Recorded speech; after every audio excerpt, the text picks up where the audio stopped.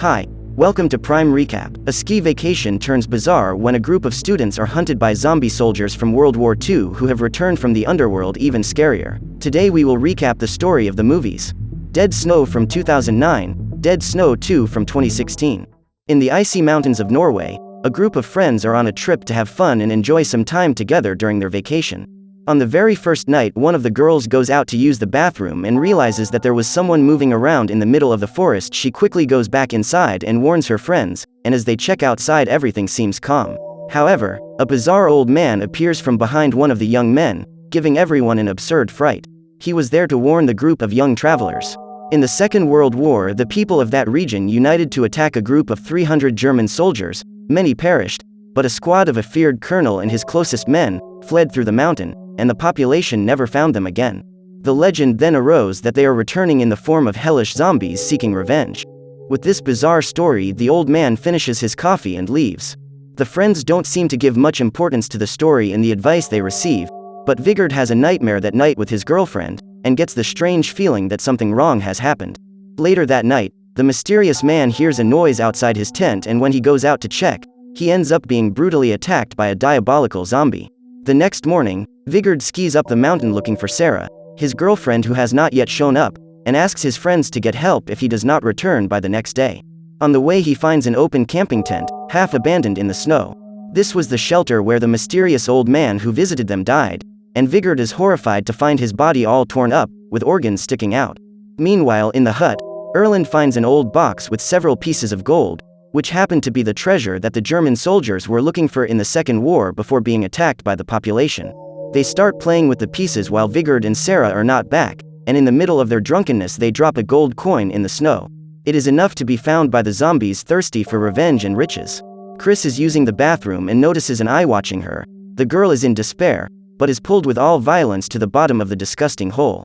Chris still manages to get out of the hole, but she has a huge bite on her abdomen. She even tries to scream for help, but a zombie jumps at full speed and devours her for good. Noticing her absence, the rest of the group decides to look for her. But before they can do anything, Hannah looks through the darkness of the window and sees Chris' head all blown off. A window is blown out and Liv is grabbed by a zombie hand. Her friends cut her hair to save her from the creature. Realizing that they are being attacked from all sides, the friends promptly set up barricades and try to protect themselves, shooting and cutting their arms on the windows, but the situation only gets worse. This seems to have made the horde of soldiers angrier. Erland is grabbed by a zombie that breaks the window. The monster's hands pierce his eyes and explodes his head, leaving his friends in a panic. Vigard, who continues to search for his girlfriend, falls into a crevice and ends up in a mysterious cave. He lights a makeshift torch and begins to explore the place. To his surprise, he finds several empty graves, a complete arsenal of the old German army, and the head of his girlfriend lying on the ground. Someone comes up behind him and throws him out of the cave with one punch. It was a zombie soldier who sets off in his direction and tries to pierce him at all costs. The monster will try to bite him, but it is Vigard who tears off a piece of the zombie. The young man attacks using the soldier's helmet, blowing the creature's head off, but a hand appears from under the snow and grabs him. Another zombie soldier rises in anger. The young man sees a knife lying next to him and throws it right in the eye of the soldier, brutally ending the fight. But the previous zombie is still alive. And in the most bizarre and unexpected way possible, he uses his partner's intestines as a rope and throws himself off the cliff with Vigard. This time the young man receives a terrible bite on the neck. He even manages to throw the zombie down, but he is already seriously injured. At the cabin after the first horde attack of the early morning, the friends have a new plan and decide to split up. Martin and Roy tried to get the zombies' attention by banging pots and running in one direction, so that the two girls ran to the car for help. The two friends continue running desperately in search of civilization, weapons, or anything that could help in this moment of despair. The two stop for a moment and begin to discuss whether or not they should split up, but are interrupted by a zombie camouflaged in the snow, which forces the friends to go in opposite directions. Hannah manages to take down and destroy one of the zombies chasing her, but Liv was knocked out by one of the soldiers. When she wakes up, she realizes that her belly is open and being devoured by the horde. She then takes a grenade from one of them and ends that nightmare. Hannah managed to lose two zombies by climbing a tree. However, a little bird tried to attack her to defend her nest and caught the attention of the two soldiers. They try to climb the tree to catch her. Hannah eliminates one of them with a branch, but the camouflaged one begins to chase her and traps her on the cliff. Her only strategy is to hit the frozen ground until it breaks, and so they both plummet down the precipice. She gets buried in the snow and, after a bit of desperation, manages to pull herself free. She notices that the zombie soldier is stuck with only his rotten head sticking out. And with a nice kick, she blows the man's head off. The soldiers still seem to act with surprising intelligence and strategy, able to follow orders from a zombie general, who watches everything through a pair of binoculars high up on the mountain. Martin and Roy have attracted a huge horde to the hut. Attacks are coming from all sides, and to make matters worse, they accidentally set the whole place on fire by missing the target of the bomb. The two geniuses try to call the police, but when they talk about zombies they are completely ignored. They then flee the hut and make their way to a tool shed, where they find an interesting arsenal of chainsaws, sledgehammers, pitchforks and axes. Vigard is still alive in an unbelievable way, and uses a fishing hook to make a macabre suture in his neck opened by the bite.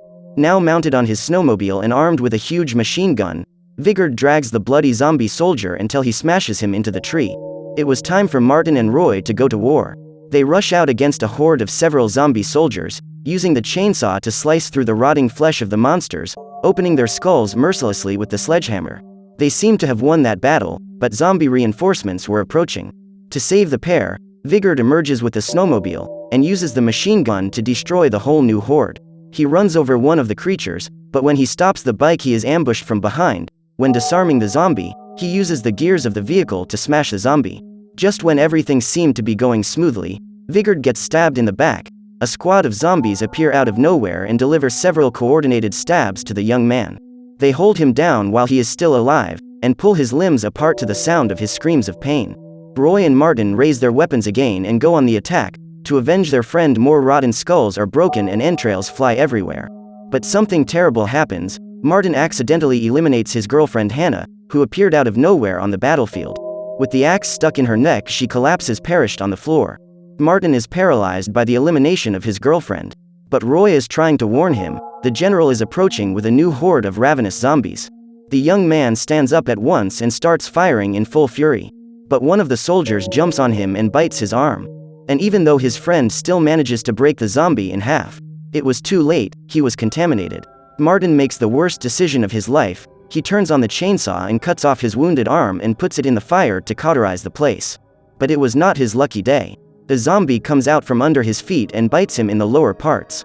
He manages to get rid of the thing, but now he knew it was over. At this point Roy and Martin think it is enough to just defeat the general, as he is the only one left standing.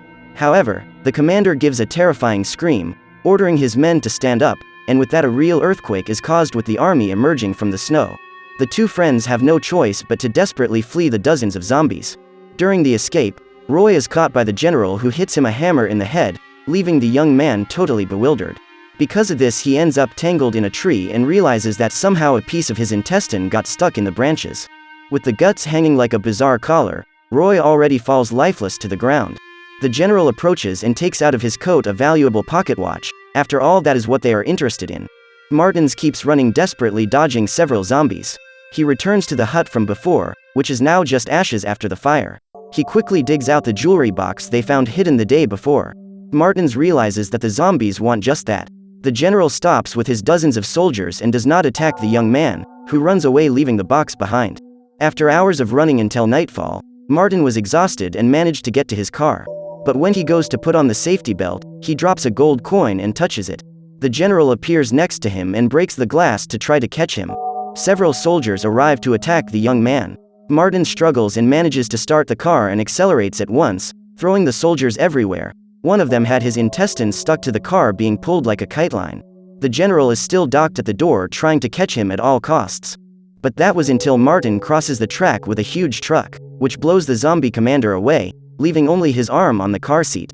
The young man, who was already totally destroyed and exhausted, ends up sleeping at the wheel and leaves the track. His car collapses into the ravine and overturns. Meanwhile, still on the road, the truck driver of the accident stopped to check if the victim was alive. He decided to do mouth-to-mouth breathing on a zombie, and of course he took a macabre bite on the lip. The horde jumps on him and devours him completely. After all the treasure in the box is recovered, the general tells the troops that they have achieved victory, but he observes the city lit up in the distance and has new plans for conquest. Martin wakes up after a while in the hospital. He is handcuffed and being accused of eliminating his friends, being considered a crazy psychopath. He tries his best to talk about the approaching zombie army, but of course he is ridiculed by the officer. Things go out of control when he realizes that they implanted the wrong arm in him. Remember the zombie general's arm that fell on the car? They thought it was his. Now the arm is out of control and attacks the doctor with a scalpel. It breaks the handcuff off the bed and chokes the policeman. Nearby, in a cottage, a little gentleman was quietly reading his newspaper when his wife's head was thrown into his lap. The general suddenly appears and strikes several hammer blows on the old man's head. All this so that the zombie troop doctor could get a new arm for the general. It is then revealed that the zombie commander has a supreme power of regeneration. After reconstituting his new arm, they go at dawn to the cemetery of German soldiers. The general punches and releases energy throughout the graves, but nothing happens. The doctor says that the bodies in that place were no longer useful, so his second choice was the living. The priest was leaving late that night and comes across the commander standing in the darkness. The creature begins to chase him into the church. And as he passes through the door, the stained glass windows cry blood due to the infernal energy released by the commander. The priest is violently attacked with a chalice and becomes a new soldier of the zombie army. Still in the hospital, Martin wakes up tied to the bed and is surprised by a random kid who has snuck into the room to take a picture of his freaky arm and send it to the zombie squad, a group of internet experts. The young man convinces him to release him from his bonds. Only this was a bad idea. After all, the zombie arm of Martin clung to the kid and brutally threw him out the window. Desperate, the man rushes outside and tries to give the young man a heart massage, but only manages to open a huge hole in his chest and finishes eliminating him. The policeman sees the bizarre scene and runs after the psychopathic fugitive, but Martin's arm throws a Mercedes logo, which smashes into the officer's forehead, eliminating him on the spot. He then decides to steal a car and drives off through the city. On the cell phone he took from the little young man in the hospital, he receives a call from the zombie squad. They ask for all the details of what is happening and say they will soon arrive to help him. The thing is, the amazing zombie squad are 3 basement nerds, who are frantically excited for the zombie hunt. The 3 arrive in the town of Martins and first go to a local market to buy tools and other junk to create an anti-zombie arsenal. Meanwhile, Martin went straight to the World War II museum, place that the zombie general is already watching from afar and would certainly be his target. The young man goes to the attendant and after being recognized as a criminal, after all his face is printed in all the newspapers, he forces the employee to take him to the historical photos of the war and show who is the general who is chasing him. Martins discovers that the German squadron was going to destroy the entire village of Talvik the night they were eliminated, so they have now returned as zombies to complete the mission, and that is where they are going. Only the detail of it all is that the museum is right in the middle of the road and looking out the window. A huge horde of zombies is already outside making a real carnage with visitors, to the point of using the intestines of a victim as a fuel hose to fuel the war tank. Since the general has the evil power to resurrect the perished, when he touches his victims, new zombie soldiers are formed. The squad enters the relic room to loot everything. Martins and Glenn are ridiculously disguised as mannequins from the war, and through sheer stupidity of the zombies they are not caught red-handed. When everything seems calm, the 2 leave the museum, but find the victims already transformed into zombies. Martis uses his mad arm and blows everyone away, exploding heads and throwing the monsters away. The young man discovers that since he has the general's zombie arm, he also has the power to resurrect his victims and turn them into peaceful zombies on his side. The new discovery is interrupted by a flying axe that smashes into the creature's head. The zombie squad has finally arrived. Daniel has a great strategy in mind. He shows the photo of Lieutenant Stavarin, commander of the Soviet troop, i.e. enemy of the German squad. This troop has been totally wiped out by the general, and with Martin's powers, they will be able to create a real vengeful zombie army in their favor to fight against the German zombies. So Martin and Daniel, plus the allied zombie, drive towards the Soviet cemetery, and the rest of the team will distract the general until they return with the new troop. Already the zombie army is advancing at full speed with the tank, passing through the villages and slaughtering as usual, inside the houses, in the bathrooms, and with absolutely any victim that crosses their path, even using the firepower of the tank to become even more overpowered. The trio responsible for the distraction is very close to the zombie army, watching with the binoculars, and decided to put in place a very risky plan. The attendant stops in the middle of the road in front of the whole troop, throws a stone at the general's head and runs off. The commander orders the horde to persuade the insolent guy, but Blake and Monica start throwing makeshift bombs and blow up several zombies along the way. While Glenn quickly dodges every attempt by the zombie to catch him, he narrowly saves himself by wading through the muddy swamp. But it wouldn't be that easy. The general aims his tank cannon and starts firing at the trio. They run away at full speed, trying to escape the explosions and disappear from the troops' field of vision. And so the zombies continue on their way to Talvik. Martins and Daniel are stuck in the middle of the road, and they have the brilliant idea of using the poor zombie ally as a support for the bogged wheel. The plan works, but the zombie guy is even more destroyed than before. At last, they arrive at the Soviet cemetery. Martin doesn't know how he's going to revive the soldiers one by one. Then his arm begins to twitch and he delivers a supreme punch to the ground, releasing bolts of energy throughout the area. An earthquake suddenly strikes and Stavron's entire squadron emerges from the ground as zombie allies, dozens of the zombie who call him master. The German rotten meat troop has already arrived in Talvik, and the cops are on alert and starting to arm themselves. After all, there is a bunch of crazy people dressed as Germans using a battle tank. Only there was something strange. The city was totally empty. And Martin was waiting for the general to execute his plan. He says he's ordered everyone to leave the village, and reveals his card up his sleeve to the general's surprise, showing the zombie arm and introducing his new troop of Soviet zombies. The leaders give the orders and the troops advance on each other.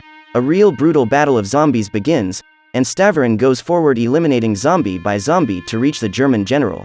Then the commander of the rotten sauerkraut decides to get off the tank and face his arch-enemy mano a mano. They fight fiercely, exchanging several punches, and the Soviet seems to keep the advantage. The police decided to arrive at a bad time on the zombie battlefield, because the German deputy commander took the tank and drove over the vehicles in the greatest tranquility. The doctor is creating real Frankensteins with the injured zombies in his repair session, using hay and even a plunger. Martin uses his special abilities to strip the guts from his enemies and throw them into the high-voltage wires, electrocuting them in the greatest style possible. Stavron manages to knock the general out, but is struck a fatal blow from behind by a German soldier. Martin sees from afar the general hitting Stavron in the head with a pickaxe. The zombie squad and the Soviets were losing. Martin runs full speed into the general and the two fly into the house. But the young man begins to take a beating from the zombie commander, his face burned on the hot plate of the stove. The trio of the zombie squad is getting totally surrounded by the Germans, and Glenn is eliminated from behind, his neck pierced by a blade. Daniel ran to the battle tank and managed to break into it while it was still moving. He eliminated 2 zombies with a pistol he found, but the deputy commander fought with the young man, driving an iron stake into him. The tank is totally out of control due to the fight of the two. It ends up hitting the house where Martin and the general are. Then the pair of bosses continue the fight on top of the moving tank. Martin finally takes control of the fight and starts punching the general in the face. And Daniel reaches for a hammer, finally freeing himself from the zombie, and using a gambit with an ammo in the monster's mouth, makes its head explode. With the sudden stop of the tank, Martin is thrown away, giving again the advantage to the general. All seemed lost. Monica and Black were also being attacked. It would be the end. But with a stroke of genius, Daniel spins the cannon and lands a colossal shot on the general's head. With the elimination of the Dark Commander, his entire army collapsed and fell like ragdolls. The zombie squad has won. After saying goodbye and thanking his friends for their incredible help, Martin takes his car to solve a situation that does not leave his head. He goes to the grave of his girlfriend Hannah and digs her up to use his power to turn her into a peaceful zombie, so he can live bizarrely next to her.